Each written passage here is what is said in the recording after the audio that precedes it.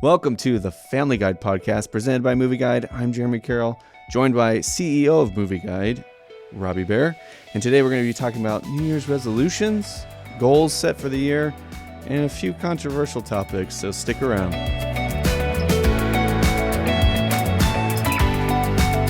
Wow, it is 2024. That is so crazy already, you know? And it's that time of year where you come up with your goals and resolutions and plans, at least like within the United States, like a societal thing that people are obsessed with doing their resolutions at the beginning of the year. Yeah. But I think that it is interesting because you can go across the whole spectrum. You know what I mean? So like you can have like just the kind of the basic ones or whatever to like I have a friend who does this elaborate like Excel chart with like his key performance indicators or whatever, or like weekly like emails, seeing if you apply to those. Yeah. So I do think that they can go across the spectrum, which I think is kind of fun and funny. And in my family, we would do like highlights where we talk about all of the kind of major things that happened over the year, and each person would go through it. And it was kind of a cool thing that even in this age where like people don't really keep diaries and journals and all that sort of stuff because we have so much access to information, it was a great way of kind of looking back and seeing what happened, like the big things that happened over the year. Yeah. Over the years. And I think that was a really cool thing. My mom was kind of the keeper of that. Yeah. Obviously that changed when she passed on or whatever, but she was the one who made sure that we did that every year. And then we would do goals every year. And I feel like goals are kind of a good thing. Totally. And I do feel like I've kind of gone in different spectrums on the goal side. Yeah. You know what I mean? And one of my big goals this last year was to lose weight. And I've lost, I'm getting up to 30 pounds, That's good. Which is good. That's good. But one of the things I did this year that I did last year that I did differently than I've done years before is in years before I've done like really extreme, really elaborate things. Like I'm only going to eat, green vegetables on Sunday or whatever. Or I'm only going to, or something very specific. You know what I mean? Like I'm only going to eat all, this kind of meat or that or whatever. Yeah. It's like that Cambridge professor says, kind of the rise of the alt diets where it's like an extreme in one thing or the other.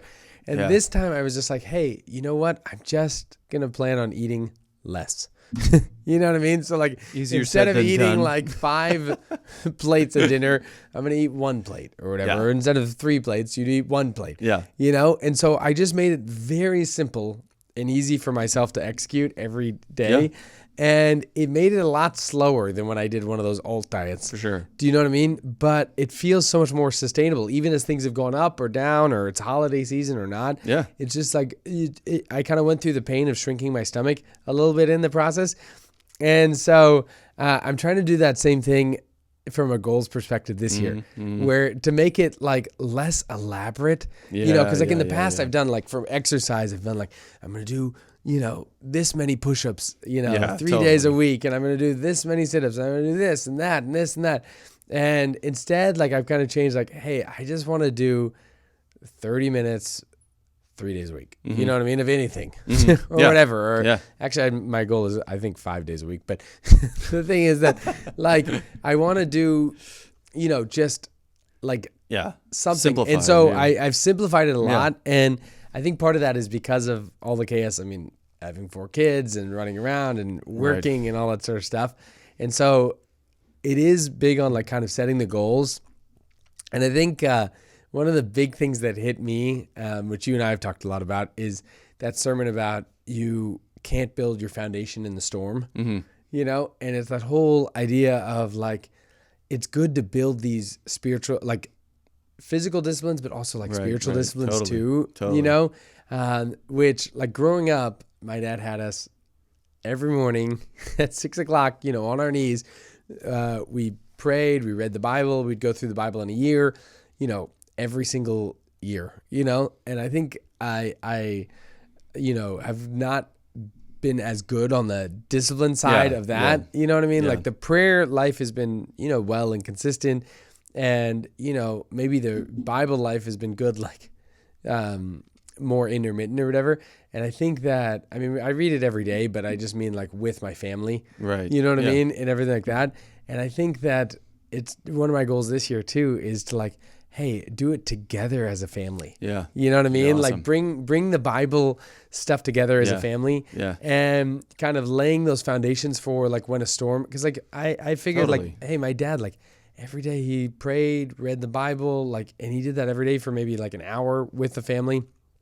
Like, and I realized like that probably helped him weather those storms when my mom had cancer or you know, when she went through all those medical struggles, you know, for years or whatever, like that he had that, you know? And so I want to kind of do that in my spiritual life. I want to do that on the exercise life too. You know what I mean?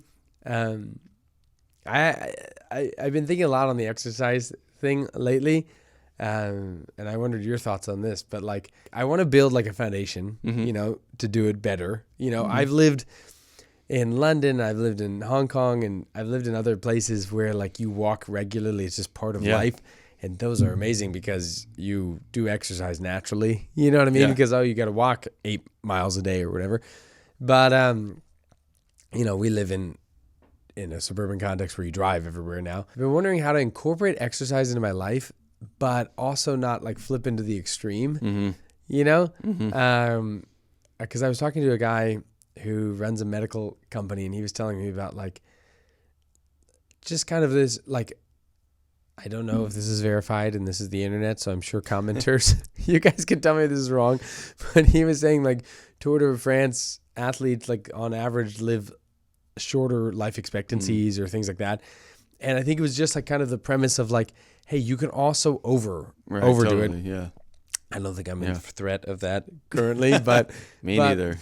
The thing is that, because like a healthy lifestyle is not always being physically like in the gym hours or whatever, you know what I mean? It is a balance, like with joy. The other thing that gentleman told me, which was interesting, is like there's a certain set of people who are slightly overweight that actually live longer, you know? And I wonder if that's part of like... Well, maybe I'm in that camp.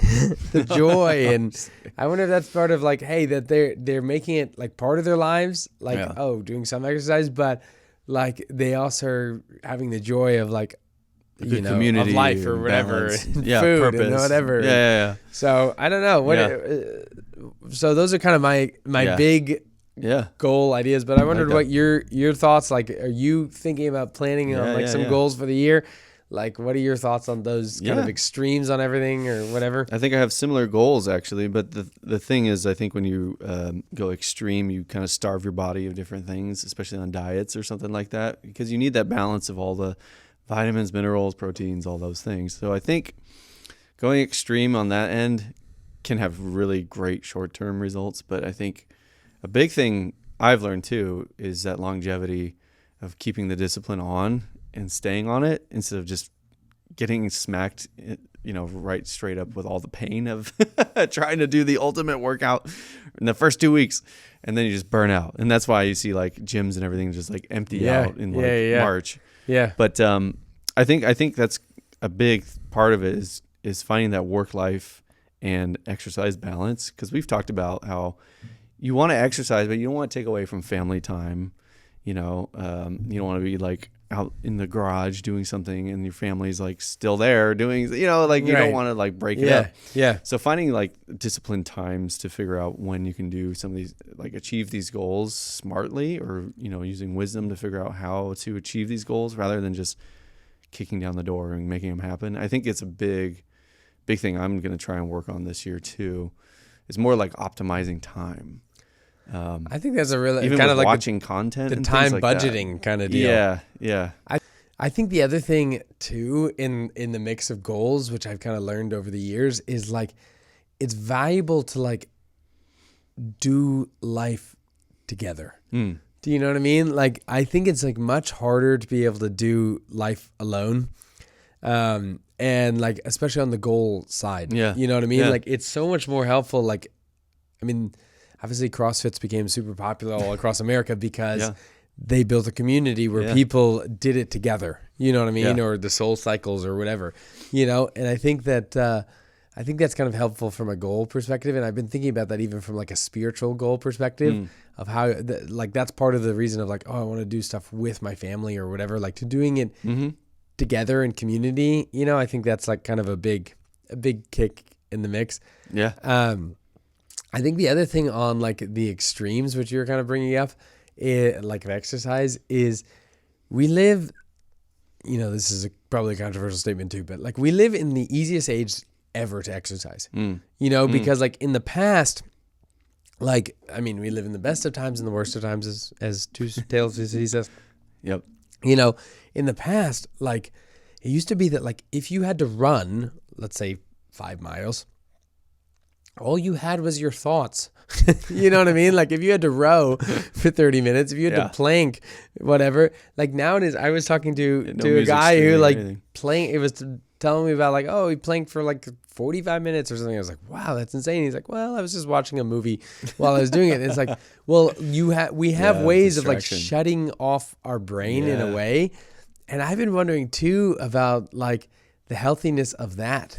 Because one of the big things on the diet side of things, which there's a million debates on the internet in every way, but is that your body in a way like tells you like, hey, you're craving spinach because you need, the nutrients in that or whatever, Totally.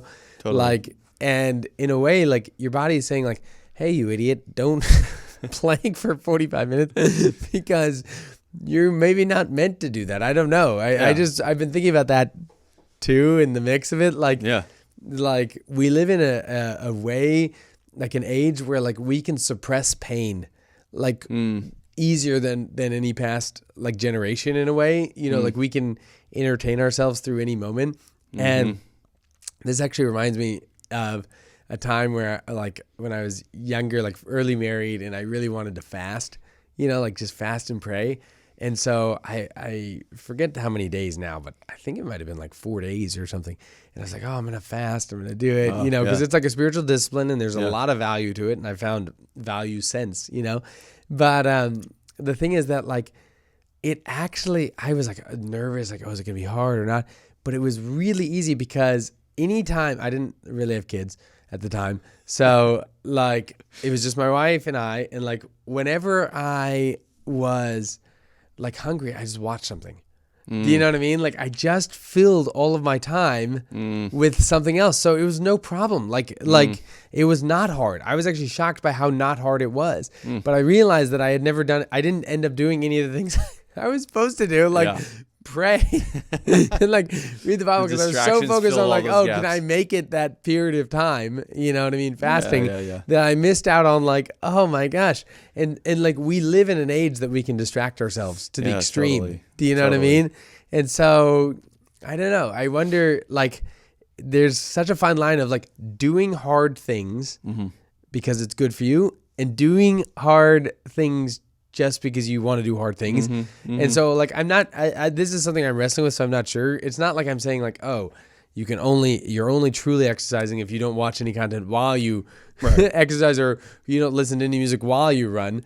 But but it's an interesting like fine line of like how it is that you don't kind of distract yourself, completely. Like you deal with, like you listen, because sometimes those pain receptors are there for a reason. There's some meant that you just push through, but there's some that like maybe it's not good for us to be distracting ourselves at every moment, you know, especially on that spiritual discipline, because I totally didn't do any of the actual spiritual parts of the fasting. I feel like you see better benefits whenever you give something your total focus. A friend of mine was a competitive bodybuilder, and he was talking about how you're supposed to completely focus on that one muscle, doing the whole motion all the way through and out, and they've had studies where that's actually produced better results than someone who was listening to music or watching something. Yeah. So I think there's definitely benefits to focusing, but like you said, in moderation, because you don't want to be obsessing on that thing or whatever. So I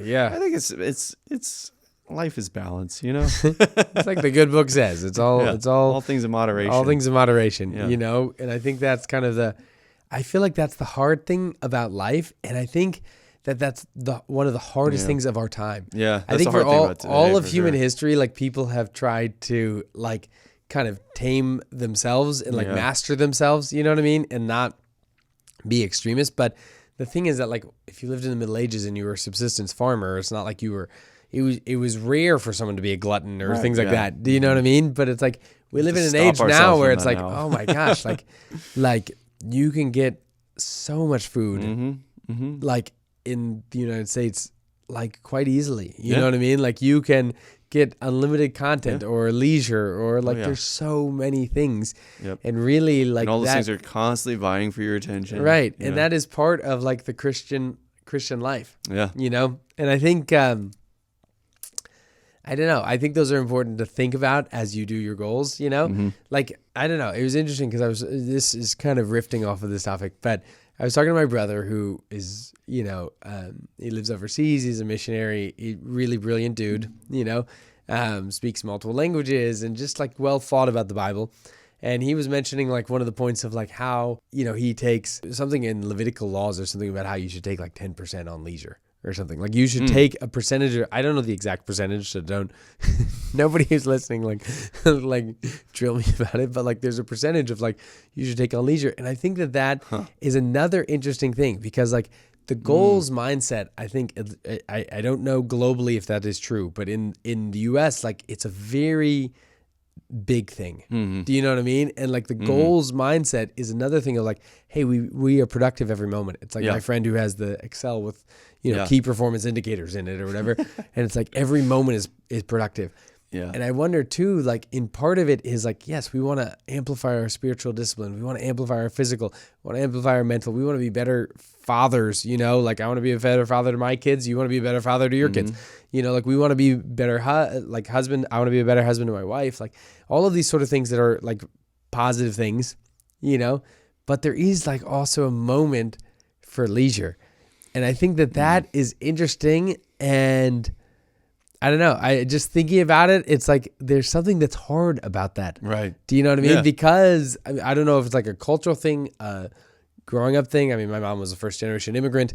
Like, I don't know if it's like a thing where you just like want to work, you know, constantly, but there is like, there is a point of leisure too. Do you know what I mean? And I think that's interesting. Obviously, like we get to watch movies, part of our job. So that's awesome. Depends on the movie if it's leisure or not.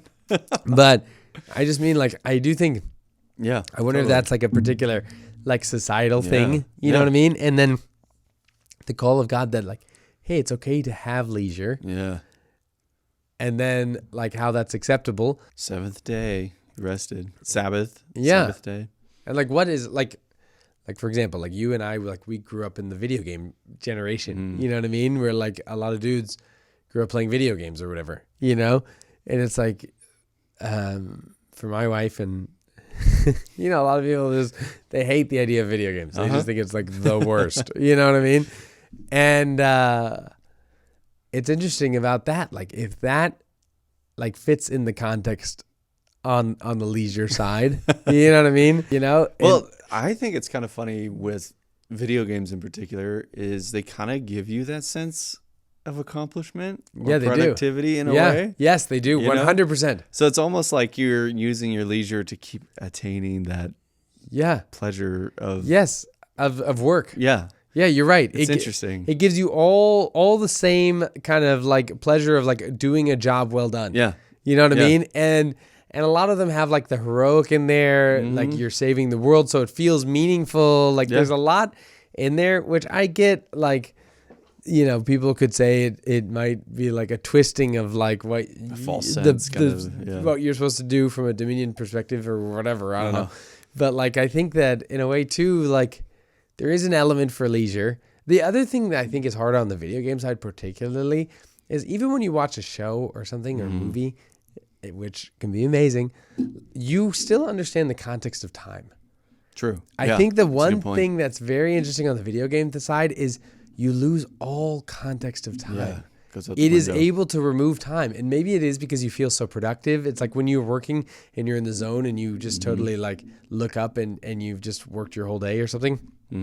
There's something about video games that like it steals the context of time. And I think that's the thing that's hardest for me is that, man, I love my kids and they are in the toddler stage and they're moving fast and we're now playing board games or whatever, you know? And it's just like, I don't want to miss that moment. I don't want to miss any moment. Right. You know what I mean?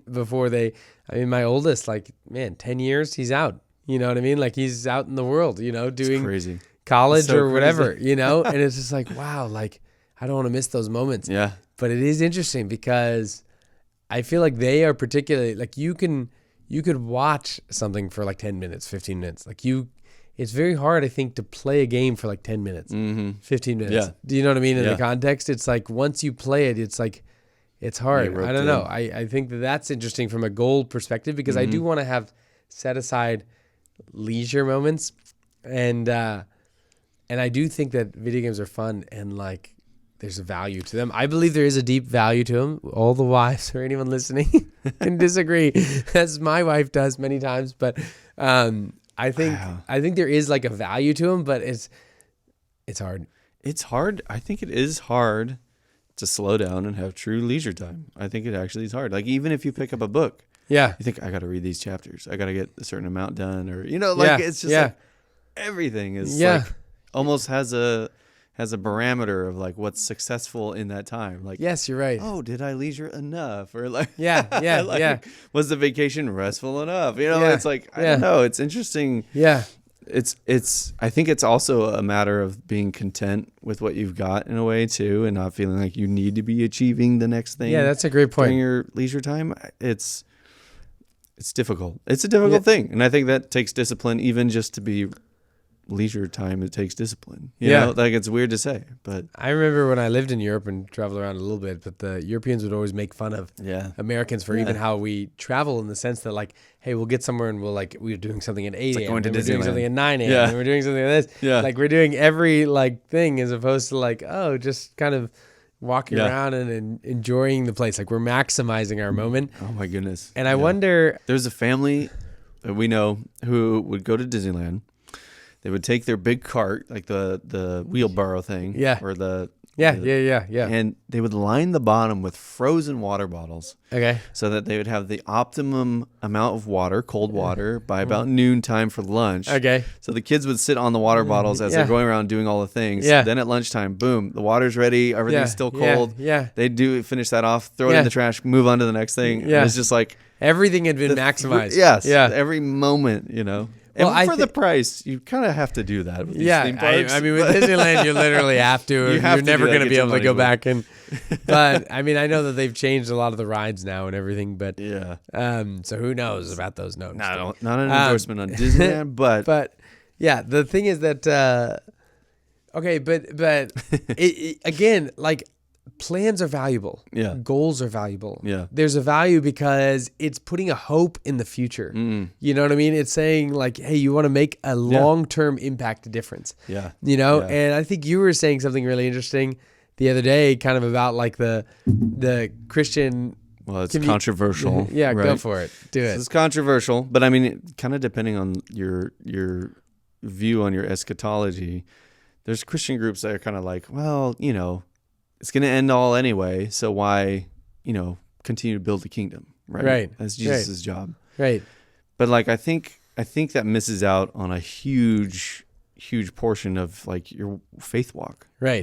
Right. The way you view the future affects how you react now. Right. So yeah, exactly. Like I think I thought that was really interesting when you said that, and like, both you and I obviously have a similar eschatology, and we believe obviously that it's like an eschatology of hope. Yeah. Not necessarily that like you're like taken out of the pain, but like you, there's no checking out of it. Like you walk through life, and it's like Martin Luther, which had plenty of his own issues, but some good things to say too. Like when he said, Jesus might come tomorrow. Plant a tree today. yeah, You know what I mean? And it's like, because someone was like, what do you do if Jesus comes tomorrow? He's like, plant a tree, and it's like, man, our job is to try to change the world for the future, to like make it a better place for our kids and our grandkids. We have no clue when Jesus is coming back. He could come back anytime, and people have guessed since the disciples. I mean, the disciples were guessing that he was going to come back any moment then, every generation. I mean, when the Roman Empire fell, I mean, the number of people thought that people were coming. Yeah. I just read a book about the Vikings when they had all come to Christ, and when a lot of Vikings came to Christ and Viking chieftains and stuff, and they thought in the 1000s, like Jesus was coming back. And so like, it's just regularly that like people throughout human history have thought, hey, Jesus is coming back. And the truth is he is coming back. and we don't know when. Yeah. But our today, like, let's get to work. So keep working. You know what I mean? Yeah. Like, let's get to work and like, let's change the world, you know, like, let's make an impact each day in the world around us. And that's part of like the genius.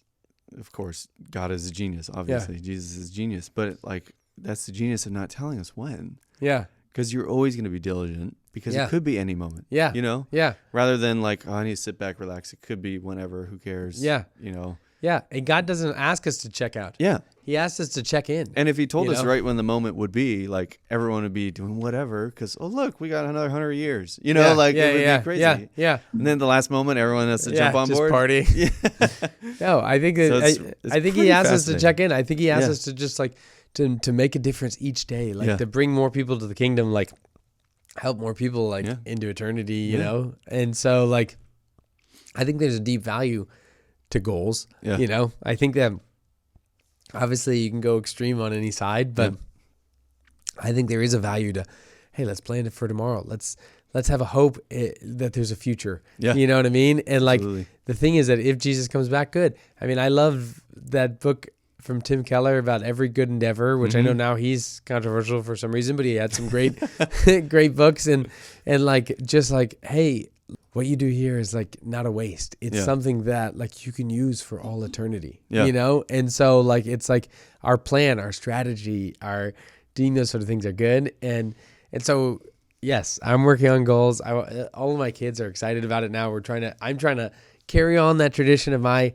mom, which my kids called her Noni, you know, like, we want to carry that on, like that they kind of talk about that. We haven't done the highlights of the past, which maybe we'll do, but I think who knows, it'll be fun, and we're hoping to get them done, accomplish them. Yeah, totally. So it's fun. Awesome. Actually, we read the past goals, and it was cool to see a lot of my kids had accomplished a lot of them. You know what I mean? I think that's the cool thing is you see what you have accomplished. Yeah, when you can have them all logged like that. Yeah. So we'll have to start that on my end too.